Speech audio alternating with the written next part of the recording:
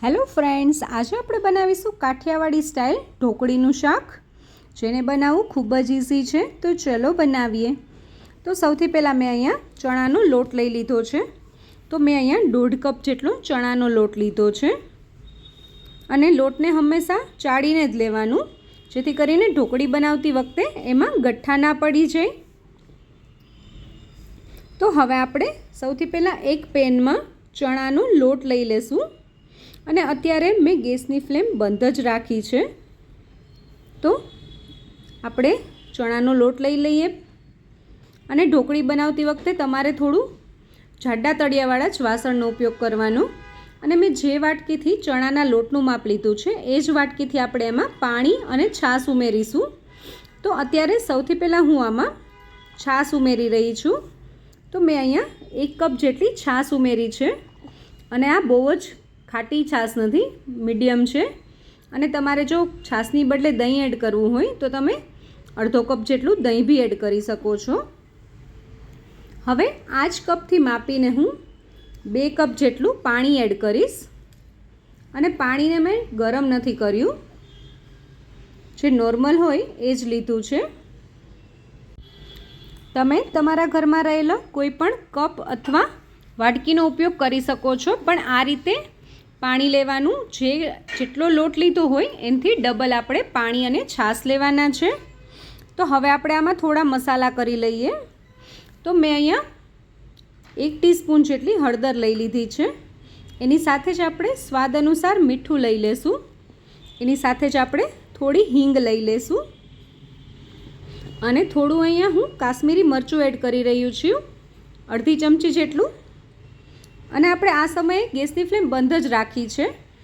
અને હવે આપણે બધી જ વસ્તુને પહેલાં વિસ્કરની મદદથી મિક્સ કરી લેશું.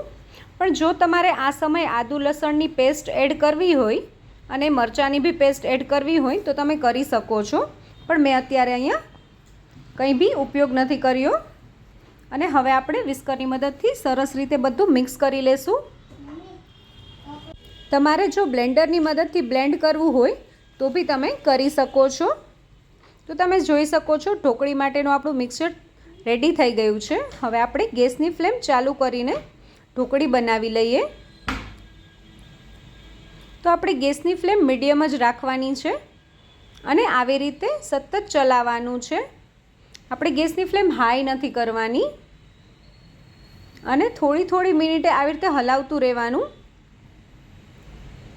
જેથી કરીને તળિયે સેજ પણ ચણાનો લોટ ચીપકી ના જાય.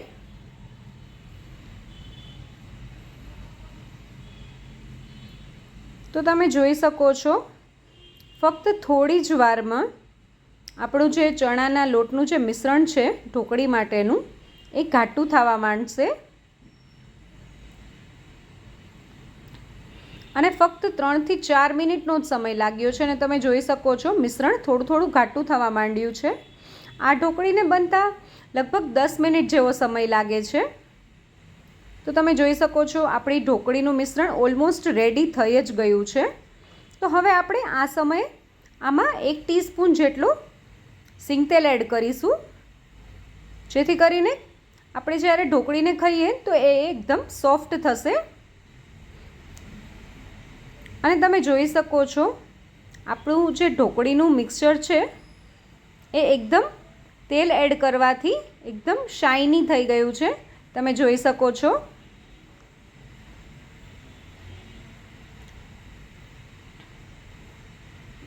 અને હવે તમે જોઈ શકો છો આપણું જે ઢોકળીનું મિક્સચર છે એનું ટેક્સચર એકદમ સરસ ગોળા જેવું થવા માંડ્યું છે.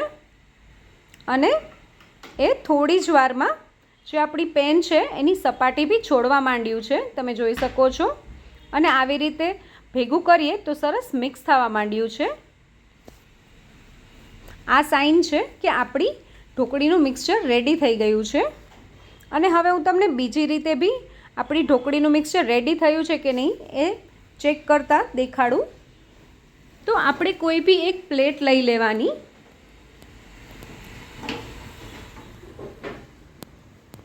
અને એમાં પાછળની સાઈડ આવી રીતે થોડું ઢોકળીનું મિક્સચર સ્પ્રેડ કરી દેવાનું અને થોડી વાર માટે એને ઠંડુ થવા દેવાનું. તો તો તમે જોઈ શકો છો મિક્સચર થોડું ઠંડુ થઈ ગયું છે અને આપણે એને આવી રીતે કરીએ તો સરસ આવી રીતે જે ખાંડવી હોય એવું ટેક્સચર થવા માંડ્યું છે, આવી રીતે ઉખડવા માંડ્યું છે. એનો એ મતલબ છે કે આપણી ઢોકળીનું જે મિક્સચર છે એકદમ રેડી થઈ ગયું છે. તો હવે આપણે ઢોકળી એક વાસણમાં લઈ લઈએ. તો મેં અહીંયા પ્લેટને સરસ રીતે તેલથી ગ્રીસ કરી દીધી છે અને હવે એમાં ઢોકળીનું મિક્સચર લઈ લઈશું આપણે. અને હવે આપણે સ્પેચ્યુલાની મદદથી ઢોકળી બધી સાઈડ સ્પ્રેડ કરી દઈશું. તમારે જો પતલી ઢોકળી બનાવવી હોય તો તમે પતલી બી કરી શકો છો, પણ હું અત્યારે મીડિયમ થીક બનાવી રહી છું. અને હવે એની ઉપરની જે સપાટી છે એ એકદમ સરસ લીસી કરવા માટે હું અહીંયા એક વાટકીનો ઉપયોગ કરી રહી છું. તો મેં અહીંયા એક વાટકી લઈ લીધી છે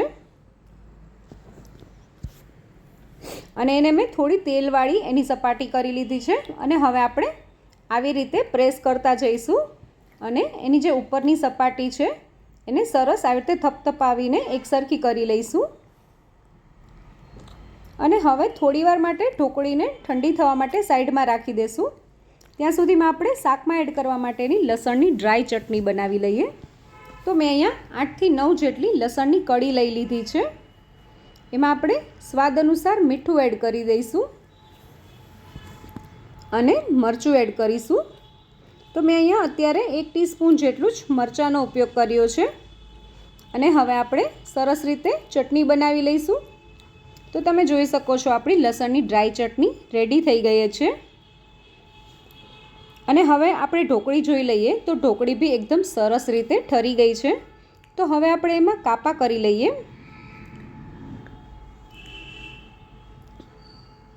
તો હું અત્યારે ડાયમંડ શેપની ઢોકળીના કાપા કરી રહી છું. તમારે જો સ્ક્વેર કરવી હોય તો તમે સ્ક્વેર બી કરી શકો છો. અને ઢોકળી ઠંડી થઈ જાય એ પછી જ આમાં કાપા કરવાના રહેશે.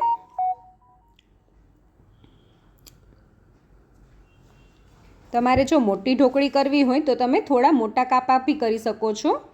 હું તમને એક ઢોકળી નીકાળીને દેખાડું. તો તમે જોઈ શકો છો આપણી એકદમ સ્પોન્જી ઢોકળી રેડી થઈ ગઈ છે. મેં આમાં ઈનો કે કુકિંગ સોડાનો ઉપયોગ બિલકુલ નથી કર્યો. અને હવે આપણે શાકનો વઘાર કરી લઈએ. તો સૌથી પહેલાં આપણે એક પેનમાં તેલ લઈ લેશું. તો મેં અહીંયા અત્યારે 3 ટેબલસ્પૂન જેટલું તેલ લઈ લીધું છે. અને હવે આપણે એમાં 1/2 ટીસ્પૂન જેટલી રાઈ એડ કરીશું. અને રાઈ સરસ આપણી ફૂટવા લાગે ત્યાર પછી જ આપણે આમાં જીરું એડ કરવાનું છે. તો મેં અહીંયા 1/2 ટીસ્પૂન જેટલું જીરું લઈ લીધું છે. એની સાથે જ આપણે થોડી હિંગ એડ કરી દઈશું. અને હવે આપણે વઘારમાં થોડા લીમડાના પાન અને મેં એક મીડિયમ સાઇઝની ડુંગળીને ઝીણી સમારીને લઈ લીધી છે એ એડ કરી દઈશું. અને બધું એકદમ સરસ રીતે આપણે સાતળી લઈશું. આપણી ડુંગળીનો જે કલર છે એ થોડો ચેન્જ થઈ જાય ત્યાં સુધી, થોડી આછા ગુલાબી કલરની થઈ જાય ત્યાં સુધી. તો તમે જોઈ શકો છો થોડી જ વારમાં ડુંગળીનો સરસ કલર ચેન્જ થઈ ગયો છે. અને આપણે આ સમયે ગેસની ફ્લેમ મીડિયમ રાખવાની રહેશે, નહીંતર ડુંગળી બળી જશે. અને હવે આપણે જે લસણની ડ્રાય ચટણીને રેડી કરી હતી એડ કરી દઈશું. અને 1 થી 2 મિનિટ સુધી એને બી સરસ તેલમાં સાંતળી લેવાની છે, જેથી કરીને એનો જે કાચો ટેસ્ટ છે એ જતો રહે. અને હવે આપણે આમાં પાણી એડ કરીશું. તો મેં અહીંયા અડધો કપ જેટલું પાણી લીધું છે. અને એની સાથે જ 1 કપ જેટલી છાશ લીધી છે. અને છાશ છે એ બહુ ખાટી નથી. અને હવે જે આપણું મિશ્રણ છે એને આપણે સરસ રીતે ઉકળવા દઈશું. પણ એ પહેલાં આપણે આમાં થોડા મસાલા કરી લેવાના છે. તો મેં અહીંયા 1 ટીસ્પૂન જેટલું ધાણા જીરું લઈ લીધું છે. એની સાથે જ આપણે મરચું એડ કરીશું. તો હું અત્યારે કાશ્મીરી મરચું લઈ રહી છું. તો મેં અત્યારે એ 1.5 ટીસ્પૂન જેટલું લીધું છે. 1/2 ટીસ્પૂન જેટલી મેં હળદર લીધી છે અને સ્વાદ અનુસાર મેં અહીંયા મીઠું લઈ લીધું છે. અને જે હવે આ ઢોકળીનો રસો છે એકદમ સરસ ઉકળે એ પહેલાં આપણે આમાં 1 ટીસ્પૂન જેટલો ગરમ મસાલો એડ કરી દઈશું અને ઢાંકણ ઢાંકીને સરસ રીતે રસાને ઉકળવા દઈશું. તો તમે જોઈ શકો છો એકદમ સરસ ઢોકળીના શાકનો રસો ઉકળવા માંડ્યો છે અને હવે આપણે આમાં ઢોકળી એડ કરીશું.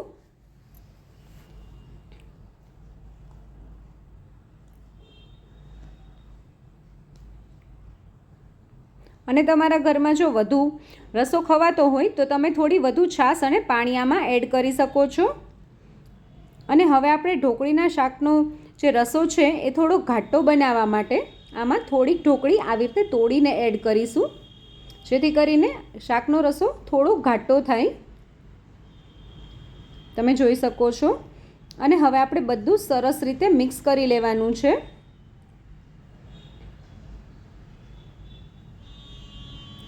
અને હવે આપણે ઢાંકણ ઢાંકીને ઢોકળીના શાકને 4 થી 5 મિનિટ સુધી સરસ રીતે ઉકળવા દઈશું. તો 4 થી 5 મિનિટનો સમય થઈ ગયો છે અને તમે જોઈ શકો છો આપણું ઢોકળીનું શાક ઓલમોસ્ટ રેડી થઈ ગયું છે.